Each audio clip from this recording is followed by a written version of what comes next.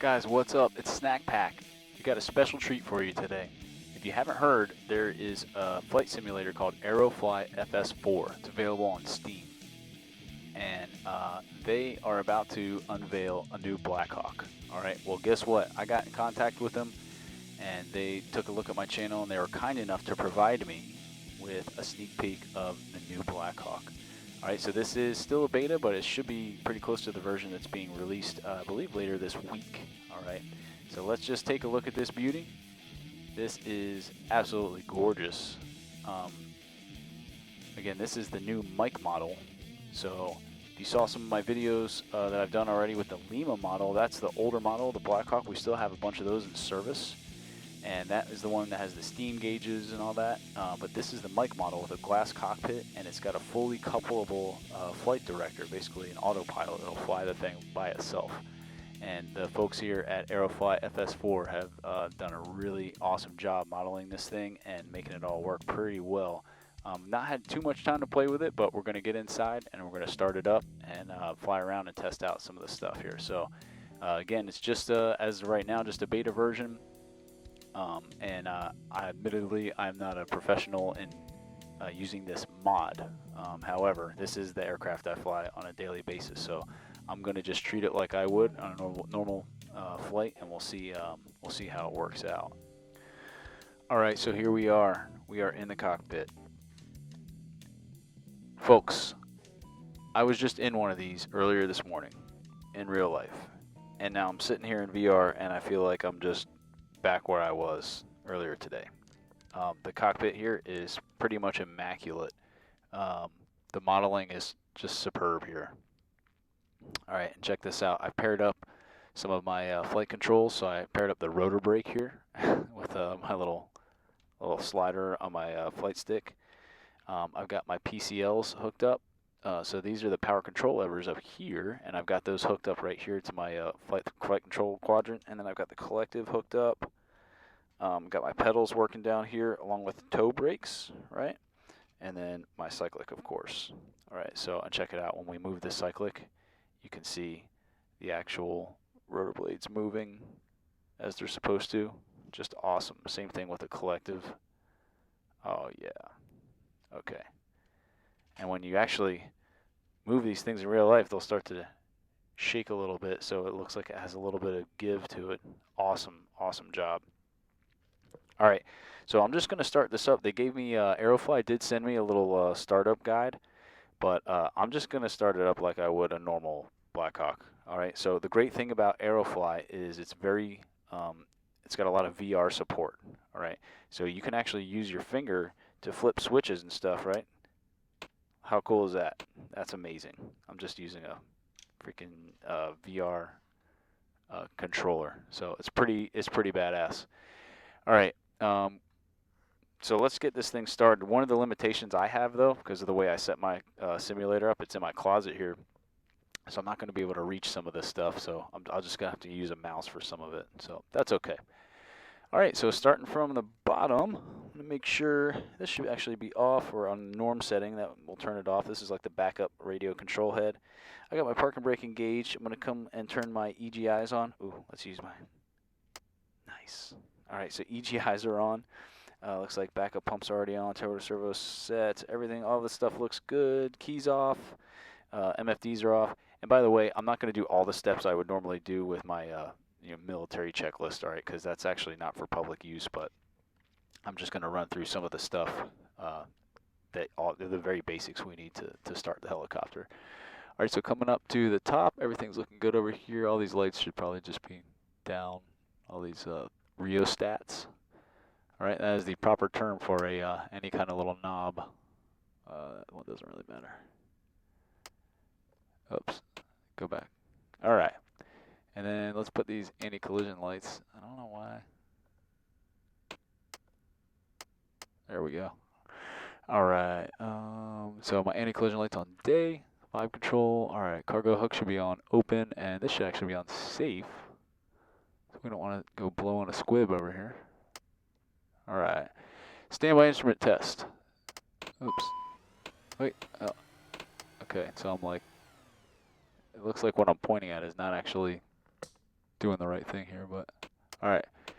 So when I go to standby instrument test, I should hear a little beep, beep, beep, beep, beep, beep, beep, but it looks like we're not getting that, but not worried about it.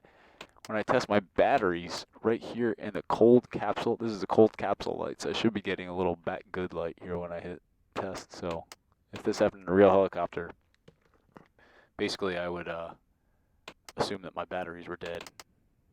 All right, well, no worries. All right, generators. Looks like the generator's are already on. So those generator switches don't actually do anything until the engines go to fly, right? To the fly detent, all right, which you can see is right up here. I think it says it over here. Yeah, and fly right there. So eventually, once we get to that point, generators should come on. This is just a thing saying once we get to fly, the generators are going to come on, so we can turn them off manually if we needed to for any reason. All right, everything else is looking good. I'm on APU. These are back, these are forward. All right, we're good to go. So the first thing we're going to do is turn the batteries on. Let's see if I can reach them here. All right, battery 1 and 2 are on, and we have some battery power now, right? So some things run off battery power, and some things require AC power. All right, cool. My FMS just came on. This is a main flight computer that we have in the mic model. And it looks like so far just the comm page, nav page, and transponder pages are working. All this other stuff does work in the real helicopter, but I'm going to give Aerofly some slack because this would be enormously difficult to get all this stuff working, right? But hopefully we get a couple more things in the future, like the flight plan page. It'd be awesome if we could use that. All right, and then you can even brighten up and dim this thing. Like, it's awesome. Okay, so now that the battery's on, we are going to need a source of AC power, and we're going to need an air source to be able to start the engine. So to do that, I need my APU on. First thing I'm going to do is my fuel pump switch, get some fuel going to the APU, and then APU control switch. Oops, come on. All right, hopefully I didn't just dump the APU accumulator. So what I'm looking for is right here, I'm going to eventually get a little APU on advisory. And I can hear the APU starting. The APU is in the back of the helicopter up on the top. Haha, there it is. I don't know if you can see it. APU on. We're good. So now we can turn on the APU generator. So let's turn the sucker on. Come on. I'm still trying to get good at flipping switches on this thing. Cool, so now I got my other FMS up. I'm getting a lot of other things. Here's my backup comm power. A lot of things that run off that need AC power coming on. So at this point, I can turn on my MFDs, and I'm not going to be able to reach forward far enough, I don't think. Hey, all right, I got that one. I'm always worried I'm going to knock over like a coffee cup or something whenever I'm using these VR controllers. Cool, so these are our multifunction displays, and look how much detail they put into this. I mean, this is significant, all right? I mean, this is just awesome. So each one of these MFDs can display whatever you want it to. It can have the primary flight display, which is right here. It can also have a nav display. ECAS page, all right? This is all my engines and cautions and advisories, right? All the engine systems. And then I have a TAC map, all right? And then we also have JVMF. Now this page doesn't actually work, all right? But this is something the military uses to be able to send messages and stuff, so it doesn't actually work, and it probably shouldn't. All right, cool. And then right here is my flight director. This is basically the autopilot module. All right, you may notice that this looks similar to what they have in some of the big jumbo jets. If you ever fly any of those in a flight simulator, you got these little knobs and different modes for autopilot. So it's very similar. You can use this stuff in the same way in the Blackhawk. Okay. Now that we have our engine started, I'm going to turn this backup pump to off. Primary turbo servo fail. Okay, cool. Boost servo off. Cool. Don't care. Oh yeah, and I would also want to turn SAS trim, FPS, all this stuff on before I start the engines. Okay, cool. So I actually assigned the engine starter buttons. That's these little silver buttons right here are the starters. I actually assigned them to some buttons on my flight control quadrant here. So also the little clock works here. This is the mode. It's either time or here you have like a stopwatch, right? And then this will start, stop, and reset your stopwatch, right? So I am going to start the first engine. I'll start engine number 2 first. Oh, also, one quick thing we got to talk about. Oh, and I forgot to arm my standby instrument switch. Come on, can I reach it? Oh, there we go. All right, cool. Now that middle little display there is my standby instrument. Yeah, standby instrument system. And one thing, we have pitot heat fail. So pitot heat's off right now. But we wouldn't get a fail unless it actually failed, right? So, and part of their, when Aerofly sent me their little run-up sequence, I just took a glance at it and it said to turn these on. So wouldn't really need these on in real life, but is what it is. All right, cool. So now we're ready to start. So I'm going to go ahead and start engine number 2 first. That's the one on my side. I'm going to engage the starter button. There we go. And I get this caution. Now that little beep doesn't, you're not going to hear that beep or anything whenever the caution comes on, fortunately. So as soon as you hit the starter caution, we should see the blade spinning. I'm sorry, the starter button. We should start to see the blade spinning, but here we got to advance it to idle first. Typically I'd want my TGT to be below 30 before I do that, but it's all good.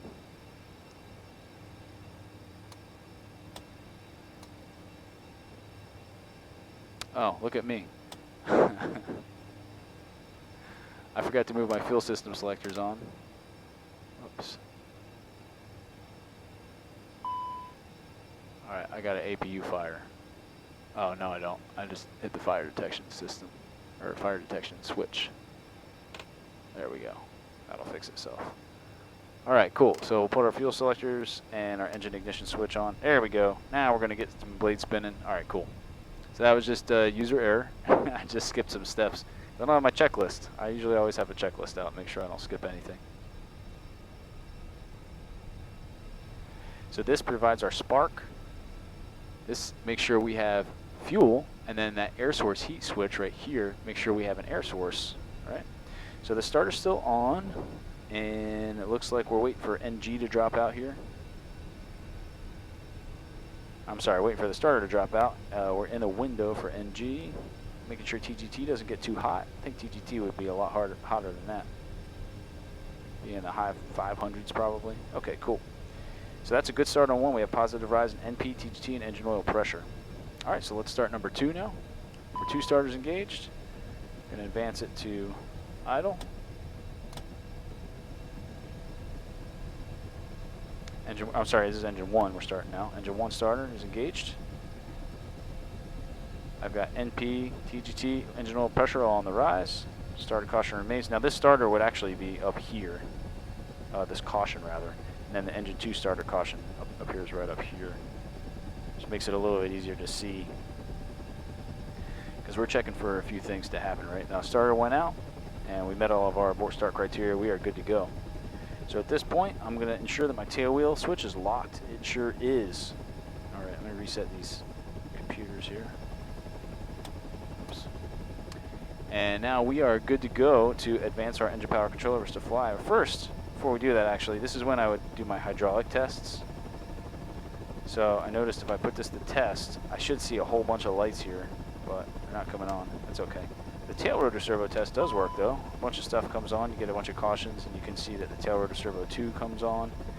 And then I should actually have this backup pump on auto.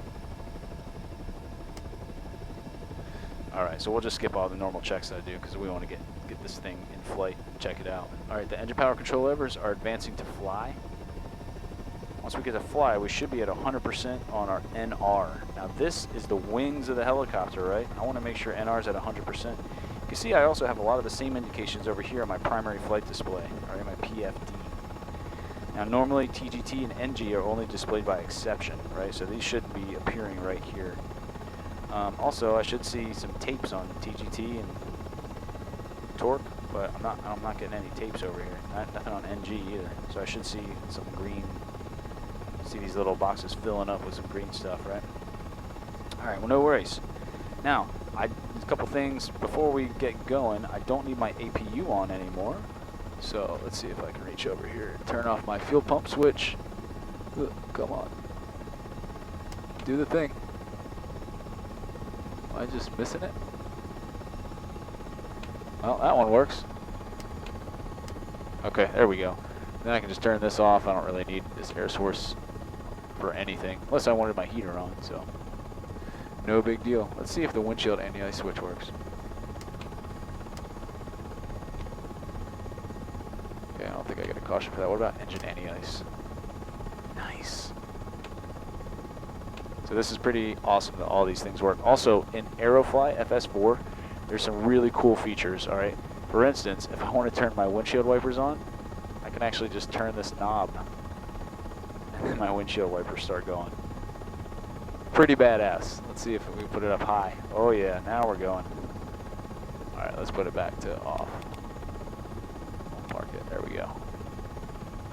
So that is a super cool feature of Aerofly. If you compare this to like Microsoft Flight Simulator, it doesn't look quite as visually stunning. However, there is some really cool VR operability you can make happen here. So now that we are started up, I'm going to go ahead and unlock my tail wheel. Actually, I'm just going to use the mouse here. So the tail wheel of this aircraft is like a swivel, like on a shopping cart, right? But while it's locked, it's just going to remain rigid. But I want to unlock it, and that way we can start turning. So I can probably just turn in place here. And I'm just going to add a little bit of collective and add some left pedal. And we'll just do like a 360-degree turn. Yes, you can actually do this in the real helicopter. All right, cool. Now I got a little room to maneuver. Whoa. Oh, my parking brake's still engaged. It'd be helpful if I turn that off. Go off. Usually if you just push on the toe brakes, it should release this parking brake here. There we go. All right, cool. So this is why we actually have before taxi checks and before takeoff checks to make sure we don't make these mistakes. But I'm just super excited about this mod and I'm just rushing through stuff. So I just need a little bit of torque in order to taxi, right? You saw I actually had a little too much in there. Now one thing I noticed so far with this mod is that the torque required to do stuff is way less than it should be. So we're gonna take it over to, we'll just take it to an open area over here. I think the runway is over this way. By the way, I'm at Ronald Reagan International Airport right now.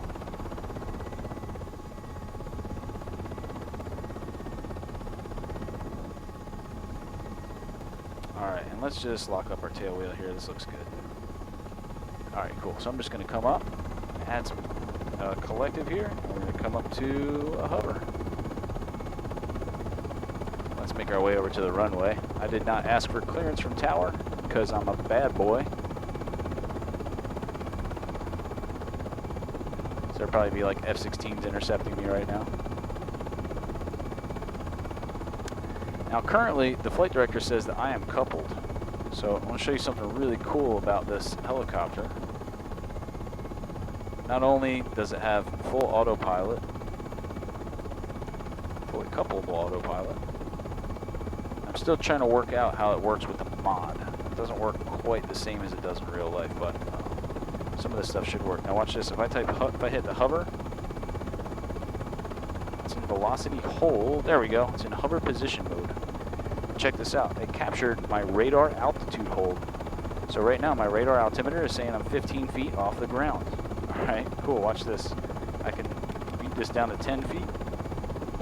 Now we're descending just a little bit, getting us to 10 feet on the radar altimeter. Awesome. That's amazing. Okay, so now I'm hovering at 37% torque right now.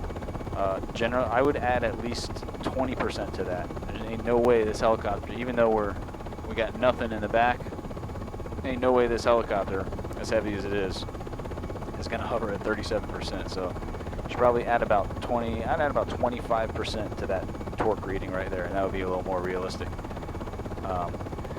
But no problem. So let's take off hover position, take off radar altitude hold. All right, so now we're flying. Now, a lot of these other modes you can't really use. See, as I'm coupled, I get a little green light on this button here. Well, this is not turning green. Neither is this. It's trying, but it's not turning green. And the reason is because I have to be doing 50 knots at least to be able to use most of these modes, right? Now, out P, I should be able to arm, so this would actually be an amber light right now. And let's set this to 1,000 feet. So this means that when I initiate a climb, as long as I'm coupled, then as soon as I get to 1,000 feet, it should level me off. All right, so let's go ahead and take off here. We're just going to proceed north. Now, if you look on my TAC map, I have a little route. The routing doesn't, you can't actually put in a route in the flight plan page like we normally would be able to. However, you can set up a flight plan before you go to fly, and then it'll automatically be loaded into your system here. I hate these range rings. I'm going to turn those off. So now watch, I'm doing past 50 knots. Now I can engage my airspeed hold. Let's just go to 80. And then I'm going to couple up to the FMS, and let's see if I can get this to work right. I was kind of struggling with it earlier. So I should be on this route. Yep, it should just follow my flight plan at this point. Captured to FMS, I'm coupled. It's holding me at 80 feet. I'm in a climb, so it should level me off at... Alright, you see how it's just following this flight plan? Actually, it's getting me off just a little bit, but doing pretty well.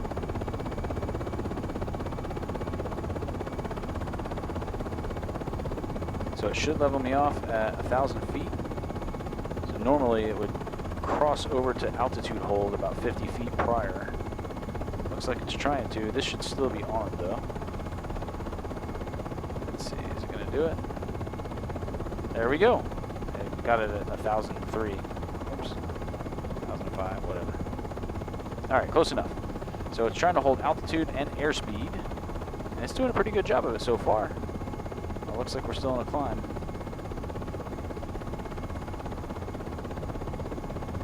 So like I said, I'm still trying to work out how the mod works with all this stuff, but it should be holding me at exactly 80 knots and 1,000 feet right now. And as you can see, we're still in a climb, so I'll have to check out the manual for the mod because it's not working exactly like it does in the real Blackhawk. But with that said, I'm just going to uncouple, and now I got a master caution.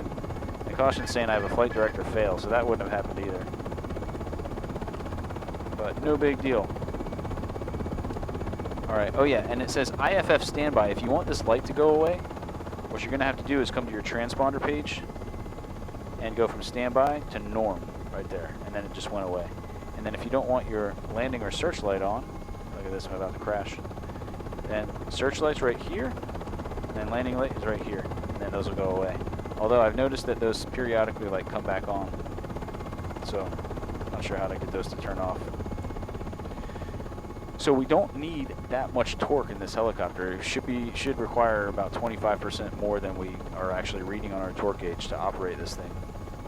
But I'll tell you, the sensitivity with the cyclic here, as I roll and pitch up and pitch down, is pretty accurate to the real helicopter. Now, one of the things you're going to notice when you start using this mod is if you put in a lot of collective really fast, and you don't want to pull it in too quickly. So watch, I'll pull it in a little bit faster this time and you'll see what happens. Oop. So we just drooped the rotor. Basically what was happening there is the engine couldn't keep up with the rotor system, right? And now my landing light and searchlight are back on. So I'm not sure what happened there. It may have been just the power, because I drooped the rotor. Yeah, it may have been, when I drooped the rotor, my generators went out temporarily, and then when it came back on, it just kind of defaults to turning the landing and searchlight on. That doesn't usually happen in a real helicopter, but it might just be the mod. So anyhow, you just got to be really careful with how much collective you're using here, right? Also, I'm going to pull in some collective. I'm going to zero out my vertical speed here. So here's my vertical speed. It's right at about 0. So if I want to descend, I'll drop out some collective. Now we're descending. If you drop out too much, you're going to disconnect your engines from the freewheeling unit, and then your rotor's going to spike. So see this thing's picking up? That's too much. Pull in some collective, and now the engines are reconnected to the transmission essentially. But again, if I pull in too much, too quickly, the engines can't keep up with the rotor. Now I'll tell you this, in the newer Blackhawks, even like the Lima Blackhawk, anything past an alpha, it's got a smart computer in the engine that basically prevents that droop from happening. right? Transient droop improvement. So the mod is a little more sensitive than real life. So just be careful if you get this mod and you're playing around with it. Just, you know, don't add too much collective at once. All right, so I found on my flight control quadrant here, I just have to kind of keep it in the middle somewhere. If I go too far, too low, or too high, then I start to get these wild gyrations in rotor speed, right? So, all right, let's start flying this thing. We're going to come down to NOE, have a little fun. So let's go back over there to that Washington Monument. Oh, there's my rotor again. I guess I pulled in too much for it. So it's definitely not that sensitive in real life. And even right now, it's got me pulling like 26% torque. I would have at least like 45 to 50% torque in right now to maintain this flight profile. All right, we're gonna add a little more here. So let's do a cyclic climb. It's about 30 degrees. And leveling off. Nice. So at the 12 o'clock, you can see, well, at the 11:30, I got the Washington Monument, and then just past that to about the 12:30, I've got the White House. So I'll do another video here pretty soon because they've also modeled not just the UH-60 Army Blackhawk, but we also have a Pavehawk, which is the Air Force model of Blackhawk, and then there's also the Marine One version, which I thought they used a different. I could be wrong. I should probably know this, but I thought they used a different model, a different Sikorsky helicopter for Marine One. But they did do a like a livery or whatever they call it for Marine One Blackhawk, and it looks pretty cool. It has the old HERS engine exhaust, so I'm wondering if the internal of it is a Lima model. But all right, well there's the White House. We'll go land there once I get the presidential suite built in. All right, here's my rotor drooping again. Added a little bit of collective. Come on, man. So if I head further south, I should be able to see the Pentagon. Yeah, I got it at 12 o'clock. Let's go check out the Pentagon. So like I said, the world here is not quite as spectacular as Microsoft Flight Simulator. However, it runs really well in VR. All right, this is is it the Lincoln Memorial? I believe that was the Lincoln Memorial. All right, and you can see like the water here, it's not spectacular, but the whole point of the simulator, I believe, is, what I think they're doing is making it super VR friendly. So I'm gonna try to do a terrain flight decel without having my rotor shoot up. Nice, and there is the Pentagon. Looking good. So I would say the flight director, I just need to see how the mod actually works. But aside from that, a couple of the indications could use a little work. But aside from that, guys, this Blackhawk is incredibly realistic. It's incredibly accurate to the real thing. And just all the switches doing what they're supposed to do, it is amazing. So highly, highly recommend you try this out if you're a big fan of the Blackhawk. This is definitely something you're going to want to get, for sure. Take it from me. I mean, this thing, I'm even looking at that emergency standby instrument system right there in the middle. I mean, it just looks fantastic. All right, so of course we can't end a review of a new Blackhawk without doing an auto rotation. All right, so let's see if we can auto this interstate here. All right, PCL is coming off, and you should see my rotor start drooping.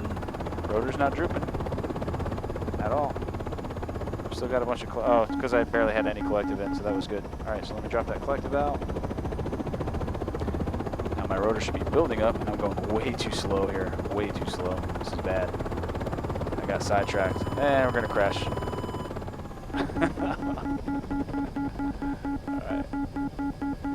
All right, so I definitely need to practice my autos in this mod. Oh man. Definitely need to practice my autos. Yeah, it looks like I crashed and it reset me over here. So, all right, guys, this has been the new Blackhawk UH-60 from Aerofly FS. Highly recommend, guys. They did a spectacular job, especially for the first version, version 1, and hopefully they continue to make improvements, and I'll send them some suggestions about little things they can just make more realistic. But overall, I would say we are definitely a definitely 4 stars to start with. So fantastic job to all the developers at Aerofly. All right, so thanks so much for watching, guys. Please like and subscribe if you like this stuff, and we'll have something cool for you coming out real soon. All right, Snak back out.